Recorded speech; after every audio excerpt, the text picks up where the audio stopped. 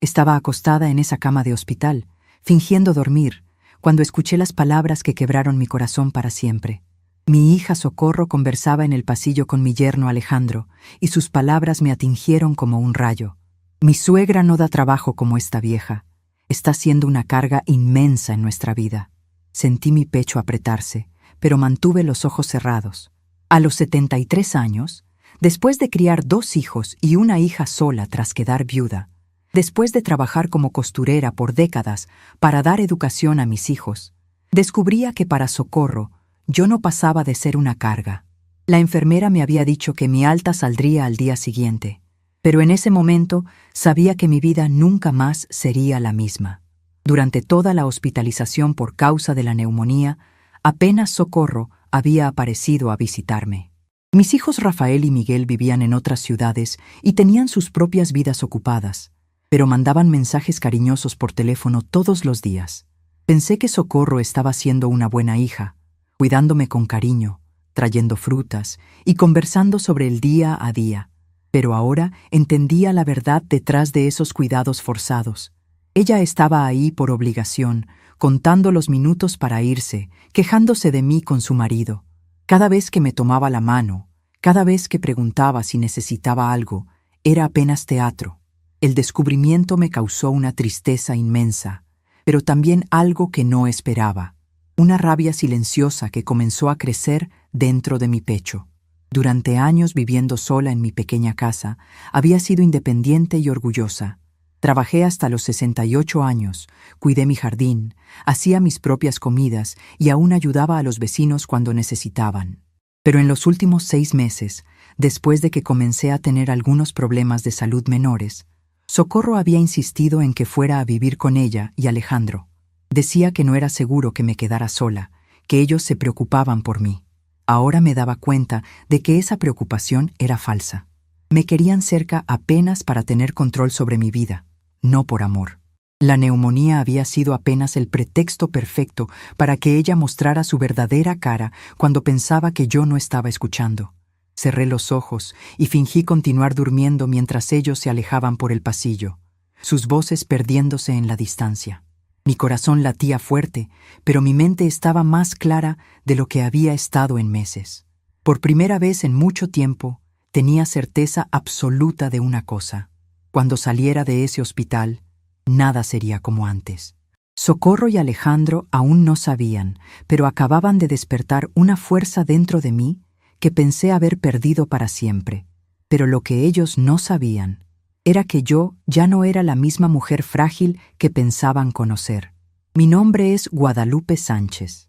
Tengo 73 años y llevo en el alma las cicatrices de una vida de trabajo y sacrificio. Nací en un pequeño pueblo de Michoacán, pero desde muy joven vine a la Ciudad de México buscando mejores oportunidades. Cuando tenía apenas 18 años, conocí a Ramón, mi difunto esposo, un hombre trabajador que laboraba en los ferrocarriles. Nos casamos 2 años después en una ceremonia sencilla, pero llena de amor y esperanza. Fueron años difíciles, pero hermosos. Ramón trabajaba largas jornadas y yo me dedicaba a la costura en casa, haciendo vestidos para las señoras del barrio. Cuando llegaron los niños, la vida se volvió aún más intensa. Primero nació Rafael, un bebé fuerte y sano que llenó nuestra casa de alegría. 2 años después llegó Miguel, y finalmente Socorro, nuestra única hija. Ramón y yo trabajábamos incansablemente para darles todo lo que necesitaban. Él tomaba turnos extras en los ferrocarriles y yo cosía hasta altas horas de la madrugada.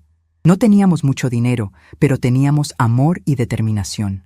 Queríamos que nuestros hijos tuvieran las oportunidades que nosotros no habíamos tenido.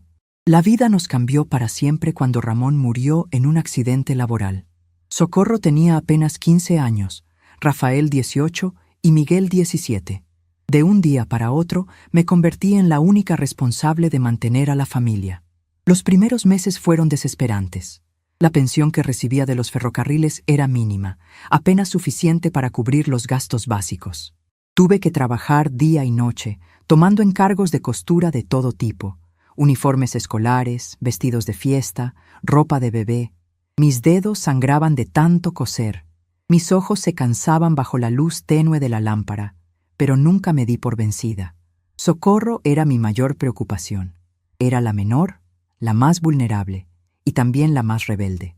Los muchachos, aunque jóvenes, entendían la situación y ayudaban como podían.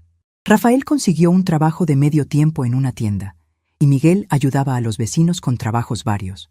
Pero Socorro parecía resentida con la vida, conmigo, con el mundo entero. Se quejaba de no tener la ropa que tenían sus amigas, de no poder salir como las otras muchachas, de vivir en una casa humilde. Le expliqué 1000 veces que estaba haciendo todo lo posible, que solo necesitaba un poco de paciencia, pero ella no entendía. Cuando Socorro terminó la preparatoria, insistió en estudiar enfermería. Era una carrera cara, especialmente para una viuda con ingresos limitados, pero yo había prometido a Ramón en su lecho de muerte que nuestros hijos tendrían educación, sin importar el sacrificio. Vendí las pocas joyas que tenía, incluyendo el anillo de matrimonio que Ramón me había dado, y pedí prestado el resto del dinero. Durante los 4 años de su carrera, trabajé más de 12 horas diarias. Tomé trabajos de limpieza en oficinas por las noches, además de la costura durante el día. Había días en que apenas dormía 3 horas, pero cada vez que veía a Socorro con sus libros, con su uniforme de estudiante, sentía que todo valía la pena. Rafael se casó joven y se fue a Guadalajara por trabajo. Miguel encontró empleo en Monterrey y también formó su familia allá. Ambos me visitaban cuando podían y siempre me enviaban dinero, aunque yo les insistía en que no era necesario. Tenían sus propias responsabilidades, sus propias familias que cuidar. Socorro, por otro lado, se quedó en la ciudad, consiguió trabajo en un hospital público y conoció a Alejandro, un técnico en rayos X que trabajaba en el mismo lugar. Se casaron cuando ella tenía 26 años, en una ceremonia que yo financié vendiendo la máquina de coser que había sido mi herramienta de trabajo durante décadas. Los primeros años del matrimonio de Socorro fueron tranquilos. Ella y Alejandro vivían en un departamento pequeño, pero cómodo. Yo seguía en mi casa, ahora sola, pero feliz de saber que mi hija había encontrado estabilidad. Los visitaba de vez en cuando, siempre llevando algún platillo que había cocinado o algún postre que sabía que les gustaba. Socorro parecía contenta, aunque siempre había en ella una cierta frialdad que yo atribuía a su personalidad reservada. Alejandro era educado conmigo, pero distante. Nunca logramos crear una relación cercana, aunque yo siempre traté de incluirlo en nuestras conversaciones familiares. Durante esos años, mantuve mi independencia con orgullo. Mi casa pequeña estaba siempre limpia y organizada. Tenía mi jardín con flores y plantas medicinales que cultivaba con cariño. Cocinaba para mí, pero siempre tenía comida extra por si llegaba algún vecino o algún familiar.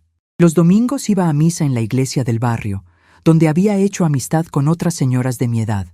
Participaba en el grupo de catequesis y ayudaba a organizar las festividades religiosas de la comunidad. Era una vida sencilla, pero digna y llena de pequeñas satisfacciones. El cambio comenzó hace aproximadamente 1 año, cuando cumplí 72 años. Socorro empezó a hacer comentarios sobre mi edad, sobre los riesgos de vivir sola, sobre la necesidad de que alguien me cuidara.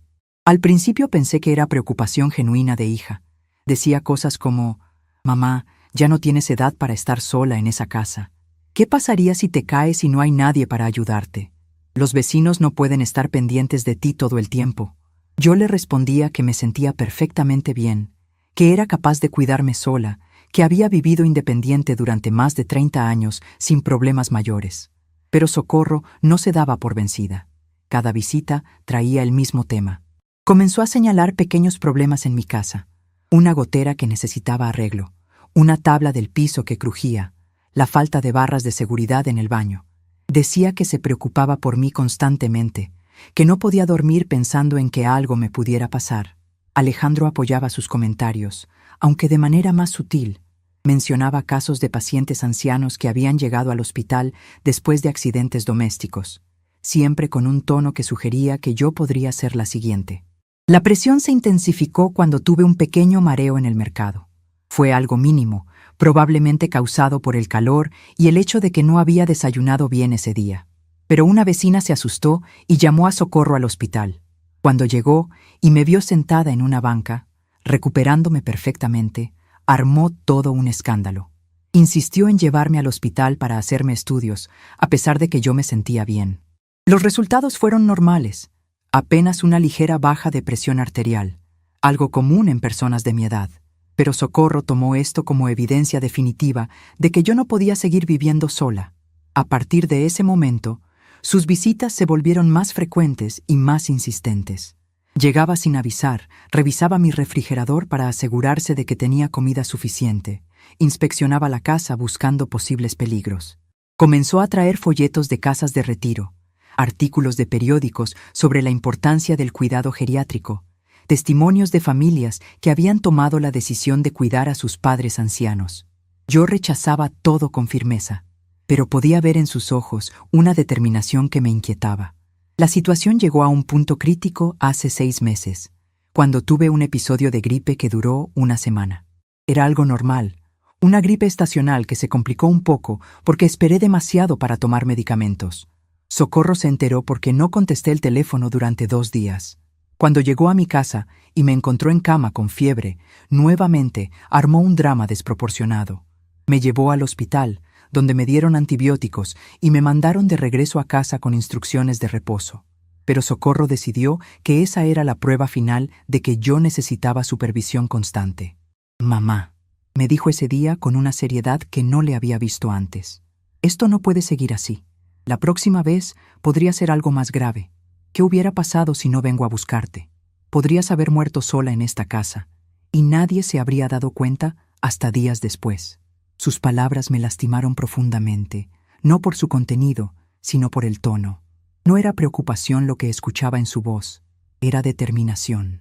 Ya había tomado una decisión, y solo estaba buscando la manera de implementarla. Durante las semanas siguientes, Socorro intensificó su campaña. Comenzó a hablar con mis vecinos, preguntándoles si habían notado algún cambio en mi comportamiento, si me habían visto confundida o desorientada. Habló con mi médico de cabecera, solicitando información sobre mi estado de salud general. Incluso contactó a Rafael y Miguel, diciéndoles que estaba preocupada por mi bienestar y que creía que ya no era seguro que viviera sola.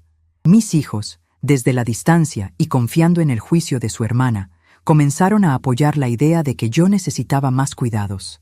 Finalmente, hace 4 meses, Socorro llegó acompañada de Alejandro para tener la conversación definitiva. Se sentaron conmigo en la sala de mi casa, con expresiones serias y solemnes. Socorro tomó la palabra. «Mamá, hemos estado pensando mucho sobre tu situación. Alejandro y yo hemos decidido que vengas a vivir con nosotros. Tenemos el cuarto de huéspedes disponible, y así podremos cuidarte adecuadamente. Ya no es seguro que estés sola aquí». Mi primera reacción fue de rechazo total. Les dije que agradecía su preocupación, pero que me sentía perfectamente capaz de seguir viviendo independientemente, que mi casa era mi refugio, mi espacio, mi identidad, que había trabajado toda mi vida para tener un lugar propio y que no estaba dispuesta a renunciar a esa independencia. Pero Socorro ya tenía respuesta para todas mis objeciones. Si me preocupaba por la casa, ellos se harían cargo de mantenerla.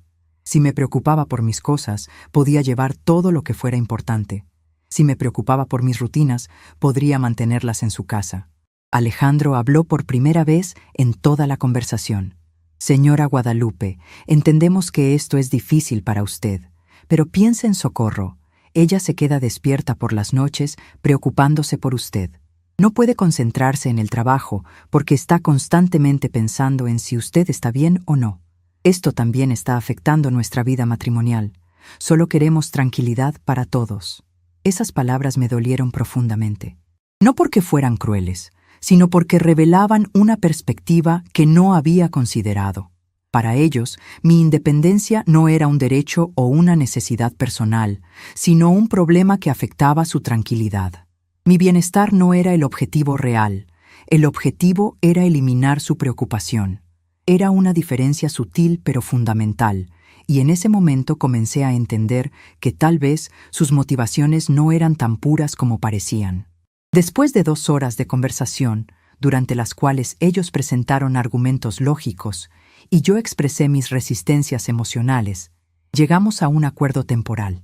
Me quedaría con ellos durante 3 meses, como una prueba. Si la convivencia funcionaba bien para todos, consideraríamos hacerlo permanente. Si no funcionaba, regresaría a mi casa sin más presiones. Socorro aceptó el arreglo, aunque pude ver en sus ojos que estaba segura de que, una vez que estuviera en su casa, sería muy difícil que regresara a la mía. La mudanza fue emotiva y difícil. Empaqué solo lo esencial: ropa, algunos objetos personales, fotografías familiares, mis medicamentos. Socorro insistió en que no era necesario llevar muebles porque ellos tenían todo lo necesario. Alejandro me ayudó a cargar las maletas al carro, siempre educado, siempre correcto, pero sin la calidez que uno esperaría de un yerno preocupado por su suegra. Durante el trayecto a su casa, Socorro habló constantemente sobre lo cómoda que estaría, sobre las ventajas de vivir acompañada, sobre lo tranquila que se sentiría sabiendo que yo estaba segura. El cuarto que me asignaron estaba en la planta alta de su casa, al final del pasillo. Era pequeño pero limpio, con una cama individual, un ropero y una mesita de noche. La ventana daba al patio trasero, donde podía ver el tendedero y algunos maceteros con plantas. Socorro había puesto flores frescas en un florero y había colgado cortinas nuevas. Era evidente que había hecho un esfuerzo por hacer el espacio acogedor, y yo agradecí su consideración, aunque no pude evitar sentir que era más un cuarto de hospital que un hogar. Los primeros días fueron de adaptación mutua. Socorro trabajaba turnos rotativos en el hospital, a veces de día, a veces de noche. Alejandro tenía horarios más regulares. Salía temprano por la mañana y regresaba por la tarde. Cuando estaban en casa, trataban de incluirme en sus conversaciones y actividades. Comíamos juntos, veíamos televisión en la sala, hablábamos sobre eventos cotidianos. Era una rutina civilizada y aparentemente armoniosa, pero yo podía sentir una tensión subyacente que no lograba identificar claramente. Gradualmente, comencé a notar pequeños detalles que me inquietaban. Socorro tenía maneras muy específicas de hacer las cosas domésticas, y aunque nunca me lo dijo directamente, podía ver su irritación cuando yo hacía algo diferente. Si lavaba los platos de una manera distinta a la suya, ella los volvía a lavar discretamente. Si doblaba la ropa de manera diferente, ella la volvía a doblar cuando pensaba que yo no me daba cuenta. Si cocinaba algo, ella hacía comentarios sutiles sobre el sazón o la presentación, siempre con una sonrisa, pero con un tono que sugería desaprobación. Alejandro era más directo en sus observaciones. Comentaba sobre mi rutina de medicamentos, sugiriendo que tal vez necesitaba recordatorios o supervisión. Mencionaba que había notado que a veces me levantaba por las noches para ir al baño, como si fuera algo preocupante en lugar de normal para una persona de mi edad. Hacía preguntas sobre mis actividades durante el día, siempre con el pretexto de asegurarse de que me sintiera cómoda, pero con un tono que sugería supervisión más que interés genuino. El punto de quiebre llegó después de 2 meses de convivencia. Era un domingo por la mañana, y yo estaba en la cocina preparando café cuando escuché a Socorro y Alejandro hablando en su habitación. Su puerta estaba entreabierta, y aunque no tenía intención de escuchar, sus voces llegaban claramente hasta donde yo estaba. Socorro decía: «Ya no aguanto más, Alejandro. Siento que no tengo privacidad en mi propia casa. Siempre está ahí, observando, opinando, metiéndose en nuestras cosas». Alejandro respondió: «Dale más tiempo, ya se acostumbrará. Además, es mejor que esté aquí que preocupándonos constantemente». Esas palabras me confirmaron lo que ya sospechaba. Mi presencia en su casa no era bienvenida. Era tolerada por necesidad, por obligación, pero no por amor o genuina preocupación. Socorro no me quería cerca porque se preocupara por mi bienestar. Me quería controlada para su propia tranquilidad mental. Era una diferencia fundamental que cambió completamente mi perspectiva sobre la situación. A partir de ese momento, comencé a observar más cuidadosamente la dinámica de la casa. Me di cuenta de que Socorro y Alejandro tenían códigos y señales entre ellos cuando querían hablar de algo sin que yo me diera cuenta. Notaba cómo Socorro se tensaba cuando yo expresaba alguna opinión sobre las noticias o la televisión, como si mi participación en las conversaciones fuera una invasión. Observaba cómo Alejandro evitaba el contacto visual conmigo durante las comidas, respondiendo a mis preguntas con monosílabos y dirigiendo la conversación hacia Socorro. Fue entonces cuando desarrollé mi primera enfermedad física real desde que llegué a su casa. Comencé a tener problemas para dormir, dolores de cabeza frecuentes y una sensación constante de cansancio. Mi apetito disminuyó y empecé a perder peso. Socorro, en su papel de enfermera, se preocupó por estos síntomas y sugirió que visitara a un médico. Pero yo sabía que mis problemas no eran físicos, sino emocionales. Mi cuerpo estaba reaccionando al estrés de vivir en un ambiente donde no era realmente bienvenida. La situación se deterioró aún más cuando comencé a tener problemas respiratorios. Al principio pensé que era solo una gripe, pero los síntomas empeoraron rápidamente. Socorro insistió en llevarme al hospital, donde me diagnosticaron neumonía. Los médicos dijeron que era una complicación común en personas de mi edad, especialmente cuando el sistema inmunológico está debilitado por estrés o depresión. Me hospitalizaron durante una semana para tratamiento intensivo con antibióticos y fisioterapia respiratoria. Durante mi hospitalización, Socorro venía a visitarme todos los días después de su turno de trabajo. Traía frutas, revistas, flores frescas. Hablaba conmigo sobre trivialidades, me contaba chismes del hospital donde trabajaba, me mantenía informada sobre las noticias del barrio. Para cualquier observador externo, parecía una hija dedicada y cariñosa. Yo mismo comencé a pensar que tal vez había malinterpretado la situación en casa, que tal vez mi enfermedad había distorsionado mi percepción de las cosas. Pero entonces llegó esa noche terrible, la noche que cambió todo para siempre. Era mi 7ª noche en el hospital, y los médicos habían dicho que probablemente me darían de alta al día siguiente. Socorro había llegado más temprano que de costumbre, alrededor de las 6 de la tarde. Habíamos cenado juntas en mi habitación, viendo un programa de televisión que a ambas nos gustaba. Alrededor de las 8, ella dijo que Alejandro vendría a recogerla y que se despediría porque al día siguiente regresaríamos a casa juntas. Fingí quedarme dormida cuando Alejandro llegó. Escuché sus voces en el pasillo, hablando en tonos que pensaban que no podía escuchar. Al principio hablaban sobre cosas rutinarias, el tráfico, el trabajo, los planes para el día siguiente, pero luego la conversación tomó un rumbo que me heló la sangre.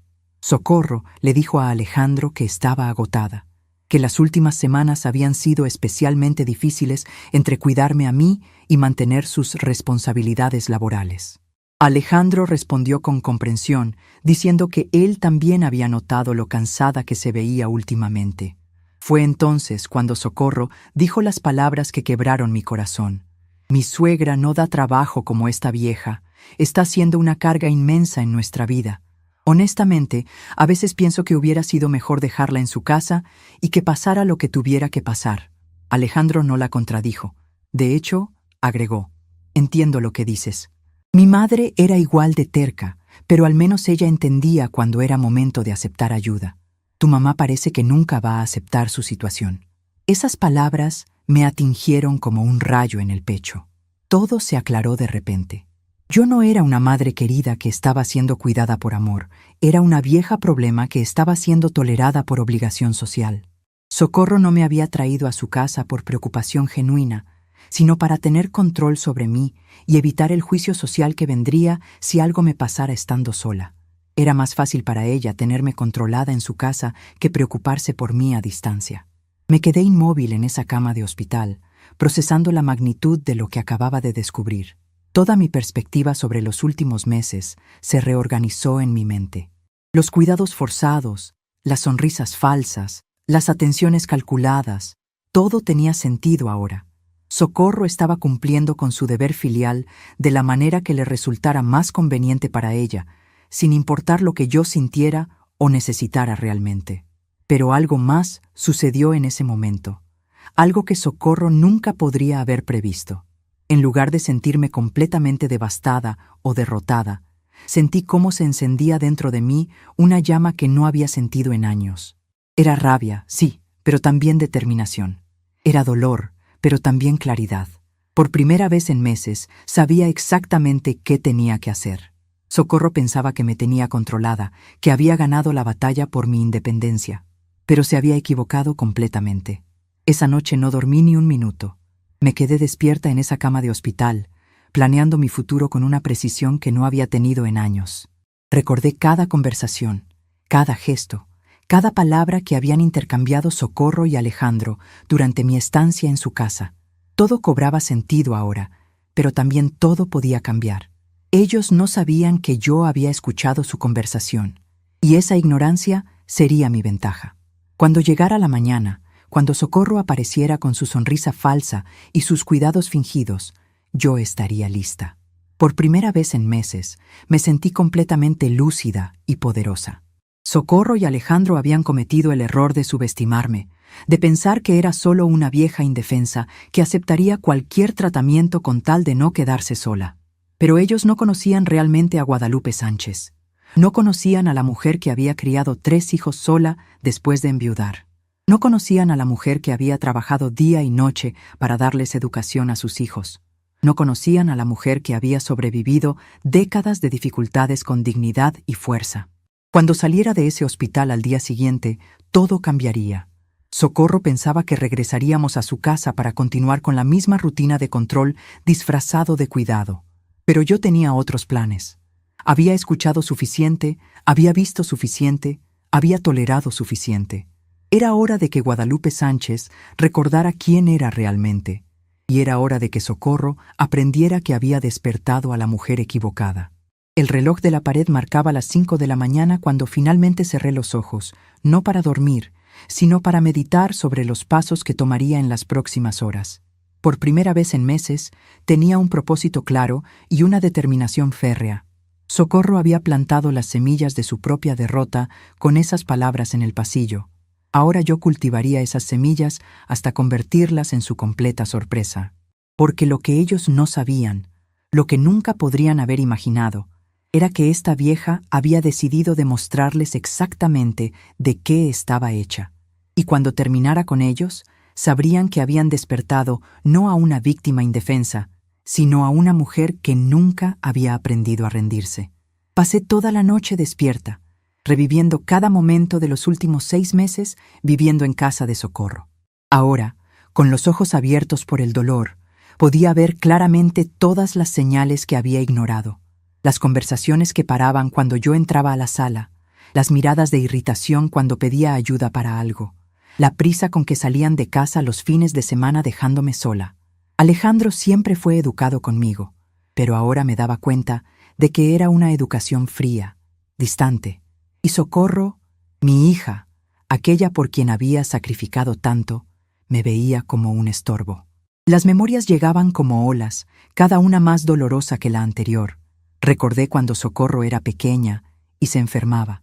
Yo pasaba noches enteras cuidándola, llevándola al doctor, faltando al trabajo para quedarme a su lado. Cuando quiso estudiar enfermería, vendí mis únicos objetos de valor, las joyas que mi difunto marido me había dado, para pagar su universidad. Cuando se casó, ayudé con los gastos de la fiesta, aunque tuve que hacer un préstamo. Durante todos esos años, siempre puse a mi familia en primer lugar. Siempre fui la madre presente y dedicada. Pero ahora, en la primera vez que necesitaba cuidados, descubría que para ella no pasaba de ser un peso. La enfermera nocturna vino a verificar mi presión y notó que estaba despierta. Preguntó si sentía dolor, y casi me reí. Si supiera que el dolor que sentía no tenía medicina. Durante toda la mañana siguiente, Socorro llegó con su sonrisa falsa de siempre. Trajo flores y preguntó cómo había pasado la noche, si estaba ansiosa por ir a casa. La observé con otros ojos, notando cada gesto forzado, cada palabra que salía de su boca sin sinceridad verdadera. Cuando el médico vino a dar el alta, ella se aseguró de preguntar sobre todos los cuidados que necesitaría en casa, pero podía ver en sus ojos que cada instrucción era recibida como una carga más. El médico explicó que necesitaría reposo, medicación a la hora correcta y algunos cuidados básicos por algunas semanas. Socorro estuvo de acuerdo con todo, representando su papel de hija dedicada perfectamente. Si no hubiera escuchado esa conversación la noche anterior, tal vez aún creería en esa actuación. En el carro, regresando a su casa, finalmente hablé. Socorro, los escuché conversando anoche en el hospital. Casi choca el carro. Sus ojos se agrandaron y por un segundo su máscara cayó completamente. Después, trató de justificarse. Dijo que solo estaba desahogándose con su marido sobre el cansancio, que no era nada personal contra mí, pero sus palabras sonaban vacías y falsas. No respondí más nada durante el resto del trayecto. Solo observé la ciudad pasar por la ventana, sintiendo algo dentro de mí transformándose definitivamente. Y en ese momento, algo dentro de mí finalmente se quebró. Pero no se quebró como Socorro esperaba. No me quebré como una vieja derrotada que acepta su destino. Me quebré como se quiebra un dique que contenía años de dignidad reprimida, años de sacrificios no reconocidos, años de amor no correspondido. Era una ruptura que liberaba poder, no que lo destruía. Socorro no podía saberlo, pero acababa de despertar a una mujer que había sobrevivido a décadas de adversidades y que había aprendido a luchar por lo que era justo. Los días siguientes en casa de Socorro fueron reveladores de maneras que ella nunca habría imaginado. Me comporté como la viejita enferma y frágil que esperaban que fuera. Tomé mis medicinas, descansé bastante, agradecí los cuidados con una sonrisa triste, pero por dentro estaba observando y aprendiendo. Observaba cómo Socorro y Alejandro interactuaban cuando pensaban que yo no estaba prestando atención. Observaba sus rutinas, sus hábitos, sus puntos débiles. Cada conversación que tenían, cada decisión que tomaban sin consultarme, cada gesto de impaciencia, todo era información valiosa para lo que estaba planeando. Una tarde, mientras Socorro trabajaba y Alejandro había salido, decidí explorar la casa con más detalle. No estaba fisgoneando por curiosidad morbosa, sino tratando de entender mejor la dinámica de poder en ese hogar. Encontré cosas interesantes. En su habitación, sobre la cómoda, había una pila de folletos sobre residencias para ancianos. No eran folletos recientes. Algunos tenían fechas de varios meses atrás, lo que significaba que Socorro había estado planeando deshacerse de mí mucho antes de que yo tuviera cualquier problema de salud serio. En su estudio, Alejandro tenía una carpeta con documentos financieros. No revisé los detalles porque no era mi intención violar su privacidad, pero pude ver que estaban explorando la posibilidad de remodelar la casa. Había cotizaciones de contratistas, catálogos de muebles, planos arquitectónicos. Era evidente que tenían planes para ese espacio que yo ocupaba, planes que no me incluían. La habitación que me habían asignado temporalmente ya tenía un destino permanente en sus mentes, y ese destino no era para una suegra anciana. También encontré algo que me sorprendió y me hirió profundamente. En el cajón de la cocina, Socorro guardaba cartas. Entre ellas, encontré correspondencia con Rafael y Miguel, mis otros hijos. Las cartas eran de hace varios meses, y en ellas Socorro les explicaba su preocupación por mi estado mental y físico. Describía episodios de confusión que yo supuestamente había tenido, momentos de olvido que ella había observado, indicios de que yo ya no era capaz de vivir independientemente. El problema era que los episodios que describía nunca habían ocurrido. Socorro había inventado o exagerado situaciones para construir un caso convincente ante sus hermanos. En una carta, mencionaba que yo había dejado la estufa encendida toda la noche, algo que jamás había pasado. En otra, decía que me había encontrado en el jardín en pijama a mediodía, completamente desorientada, lo cual era una mentira total. Estaba creando una narrativa de deterioro mental para justificar sus decisiones ante la familia. Leyendo esas cartas, entendí la magnitud de la manipulación de Socorro. No solo me estaba mintiendo a mí sobre sus motivaciones, estaba mintiendo a toda la familia para crear consenso alrededor de sus planes. Rafael y Miguel, desde la distancia, recibían información filtrada que los hacía pensar que su hermana estaba siendo una hija ejemplar al cuidar de una madre que se deterioraba mentalmente. Era una estrategia brillante y malévola, y habría funcionado perfectamente si yo no hubiera descubierto la verdad. Pero había algo más en esas cartas que me llamó la atención. En la correspondencia más reciente, Socorro mencionaba problemas económicos.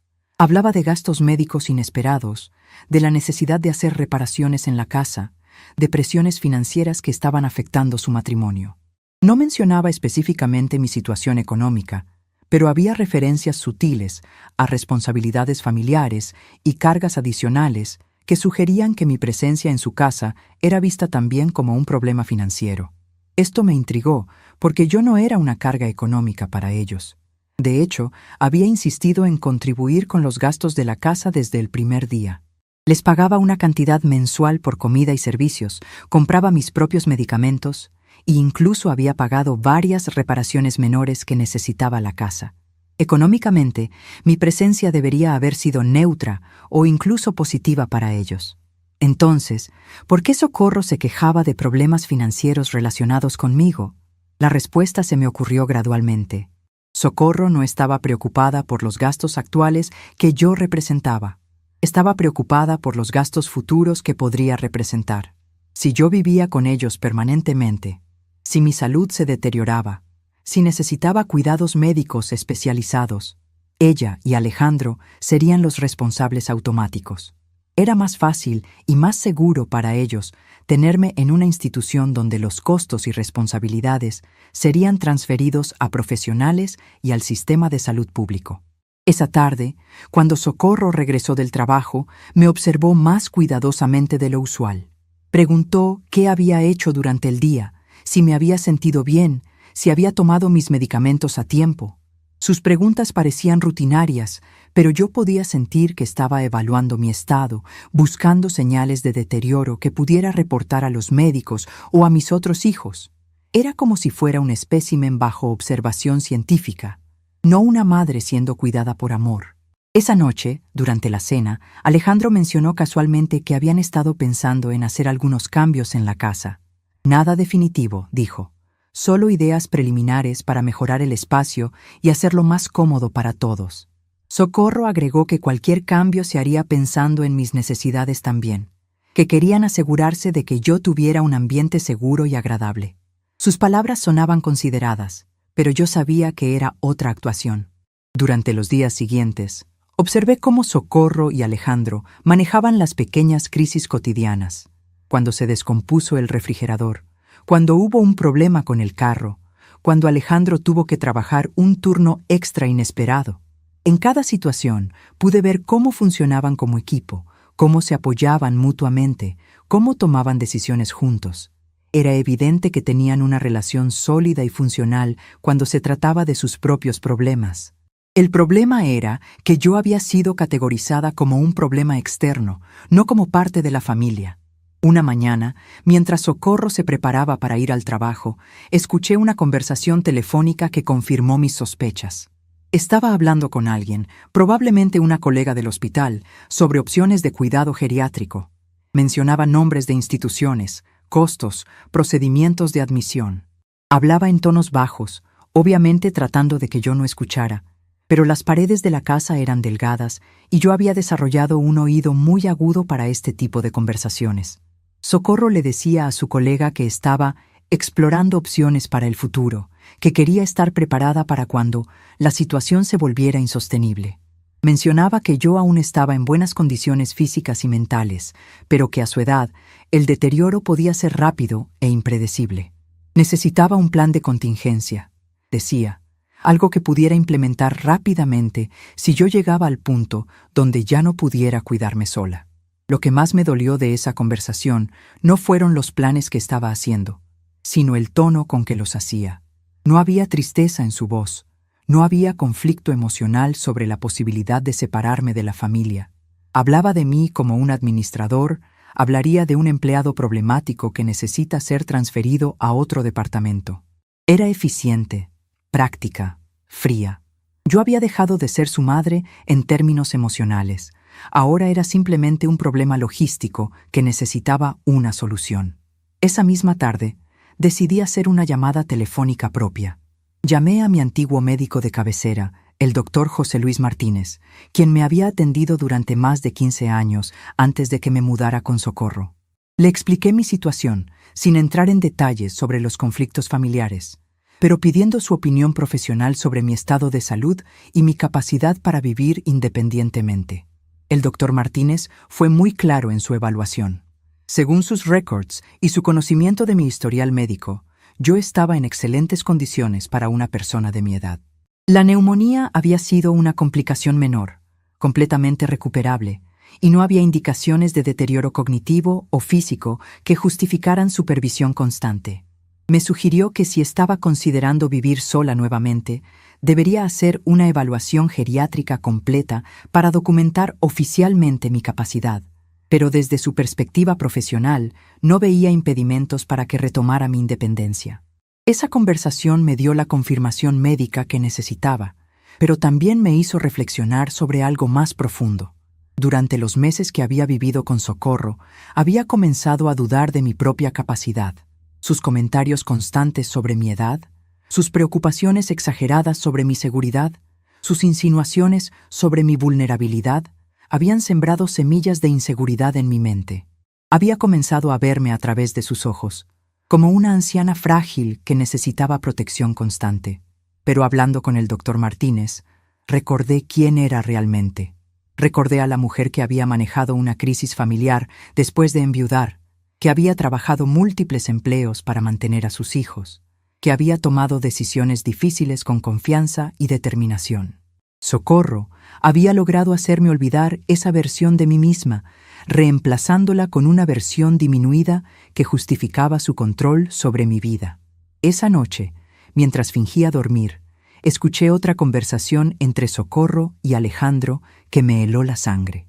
Estaban discutiendo sobre tiempo y dinero. Socorro mencionaba que había estado calculando los costos de mantenerme en casa versus los costos de una residencia geriátrica. Aparentemente, a largo plazo, la institución sería más económica, especialmente si mi salud requería cuidados especializados en el futuro. Alejandro agregó un comentario que me partió el corazón. Además, Socorro, piensa en nuestra calidad de vida. No podemos planear viajes, no podemos tener privacidad completa en nuestra propia casa. No podemos tomar decisiones espontáneas sin considerar a tu mamá. Somos jóvenes todavía.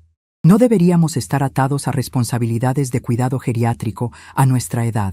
Sus palabras eran lógicas desde una perspectiva práctica, pero devastadoras desde una perspectiva emocional. Yo no era una madre que estaba siendo cuidada por amor filial. Era un obstáculo para la vida que ellos querían vivir. Mi presencia limitaba su libertad, sus opciones, sus planes futuros. Para ellos, la solución más práctica era transferir esa responsabilidad a profesionales, liberándose de la carga emocional y logística que yo representaba. Pero algo más se reveló en esa conversación que me sorprendió. Socorro mencionó que había estado investigando no solo residencias geriátricas, sino también las implicaciones legales de mi situación. Había consultado con un abogado sobre tutela, sobre procedimientos para casos donde los ancianos no cooperan con decisiones de cuidado, sobre maneras de proteger legalmente las decisiones familiares en casos de conflicto. Esto me alarmó profundamente. Socorro no solo estaba planeando deshacerse de mí, estaba preparándose para una batalla legal si yo me resistía a sus planes. Había anticipado que podría oponerme a ser institucionalizada y estaba construyendo un caso legal que respaldara sus decisiones. Las cartas que había enviado a Rafael y Miguel, los reportes que había hecho sobre mi supuesto deterioro mental, las consultas médicas donde exageraba mis síntomas, todo era parte de una estrategia legal para establecer que yo no era capaz de tomar decisiones sobre mi propio cuidado. La magnitud de su manipulación era impresionante y aterradora. Socorro había creado una red de evidencia falsa que podría ser usada para justificar decisiones contra mi voluntad. Si yo trataba de regresar a mi casa, ella podría presentar documentación que sugiriera que no era seguro para mí vivir sola. Si yo me resistía a ir a una residencia, ella podría argumentar que mi resistencia era evidencia de deterioro mental que requería intervención legal. En ese momento, acostada en esa cama en casa de Socorro, sintiendo el peso de todo lo que había descubierto, tomé la decisión más importante de mi vida en décadas. No iba a ser víctima de esta manipulación. No iba a permitir que Socorro controlara mi destino usando mentiras y maniobras legales. No iba a terminar mis días en una institución porque era más conveniente para ella que yo desapareciera de su vida. Pero también entendí que no podía enfrentar esta situación de manera emocional o impulsiva. Socorro había gastado meses planeando y preparándose. Si yo quería ganar esta batalla, necesitaba ser igual de meticulosa, igual de estratégica, igual de cuidadosa en mis movimientos. Necesitaba construir mi propio caso. crear mis propias evidencias, establecer mis propias protecciones legales. Al día siguiente, cuando Socorro salió al trabajo, comencé a hacer las llamadas telefónicas más importantes de mi vida. Primero, contacté a un abogado especializado en derechos de ancianos. Le expliqué mi situación de manera detallada y honesta, incluyendo mis sospechas sobre las manipulaciones de Socorro. El abogado, licenciado Fernando Herrera, me citó para una consulta completa esa misma semana. Después, llamé a Rafael y Miguel para tener conversaciones honestas sobre mi situación. Sin revelar completamente el conflicto con Socorro, les expliqué que estaba considerando regresar a vivir sola y quería conocer sus opiniones. Sus respuestas fueron reveladoras. Ambos expresaron sorpresa porque, según las cartas de Socorro, yo había estado teniendo problemas significativos de memoria y orientación que hacían peligroso que viviera independientemente. Cuidadosamente, sin contradecir directamente a Socorro, les expliqué que me sentía mucho mejor después de recuperarme de la neumonía, que mis capacidades estaban completamente restauradas y que extrañaba la independencia de mi propia casa. Les pedí que consideraran la posibilidad de que yo regresara a vivir sola, con chequeos regulares y sistemas de seguridad, pero manteniendo mi autonomía. Rafael fue más receptivo que Miguel. Dijo que si yo me sentía capaz y los médicos confirmaban que era seguro, él apoyaría mi decisión de regresar a casa. Miguel fue más cauteloso, expresando preocupaciones sobre mi seguridad y sugiriendo que tal vez necesitaba más tiempo de recuperación antes de tomar una decisión tan importante. Pude escuchar en sus voces que Socorro había sido muy efectiva en sembrar dudas sobre mi capacidad. Pero lo más importante de esas conversaciones fue establecer comunicación directa con mis hijos, sin Socorro como intermediaria. Durante meses, Socorro había controlado la información que fluía entre nosotros, filtrando mis palabras y las de ellos para construir la narrativa que le convenía. Ahora, por primera vez, podía hablar con ellos directamente sobre mis deseos y mis capacidades. También hice algo que Socorro nunca habría esperado. Comencé a documentar mi propia versión de los eventos. Cada día, escribía un registro detallado de mis actividades, mis conversaciones, mis observaciones sobre mi propio estado mental y físico. Si Socorro tenía documentación que sugería deterioro, yo tendría documentación que demostrara competencia y lucidez.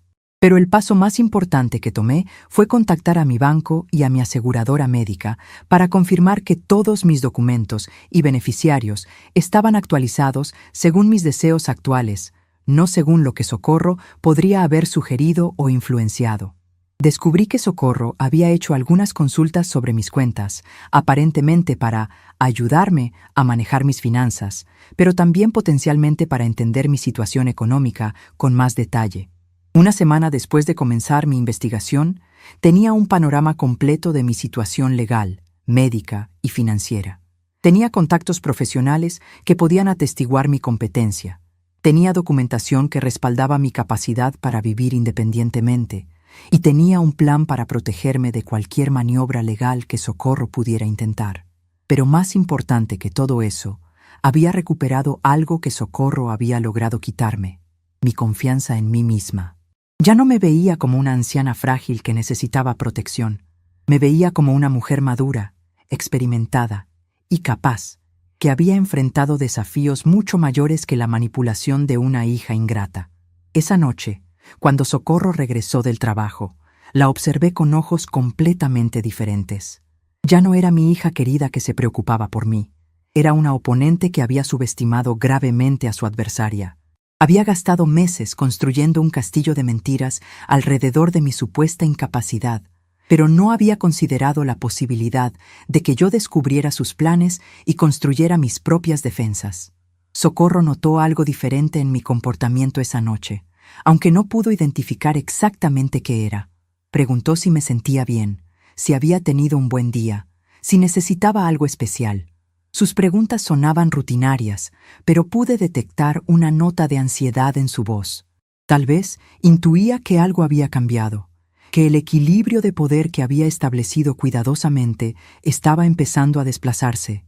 Le sonreí con la misma sonrisa dulce que había estado usando durante semanas, y le dije que me sentía mejor que nunca, que estaba muy agradecida por todos sus cuidados y que esperaba poder corresponder pronto toda su bondad. Mis palabras eran ambiguas intencionalmente, pero cargadas de significado para quien supiera interpretarlas. Socorro pensaba que estaba ganando la guerra, pero la batalla apenas estaba comenzando. Y mientras fingía ver televisión esa noche, sentada en la sala junto a Socorro y Alejandro, sonreí para mis adentros pensando en la sorpresa que les esperaba, porque muy pronto descubrirían que habían despertado no a una víctima, sino a una luchadora que nunca había aprendido a rendirse. La mañana del martes que cambió todo amaneció igual que cualquier otra. Socorro se levantó temprano para prepararse para su turno en el hospital. Alejandro desayunó rápidamente antes de salir a trabajar, y yo mantuve mi rutina de anciana recuperándose. Medicinas, desayuno ligero, descanso en la sala, pero por dentro, cada célula de mi cuerpo vibraba con una energía que no había sentido en años. Hoy comenzaría la fase más importante de mi plan, y ellos no tenían la menor idea de lo que estaba por suceder. A las 10 de la mañana, exactamente como habíamos acordado, el licenciado Fernando Herrera llegó a la casa. Le había dicho a Socorro que vendría un abogado para revisar algunos documentos personales, algo rutinario que toda persona de mi edad debería hacer. Ella no había objetado, probablemente pensando que era una buena idea que yo pusiera mis asuntos legales en orden. Lo que no sabía era que el licenciado Herrera no venía a ayudarme a organizar mis documentos para facilitarle las cosas a ella. Venía a construir un muro legal que la protegiera de cualquier intento de controlar mi vida. El licenciado Herrera era un hombre de unos 50 años, especializado en derechos de personas mayores, con una reputación sólida en casos de abuso familiar y manipulación de ancianos. Cuando le expliqué mi situación por teléfono, había mostrado interés inmediato y preocupación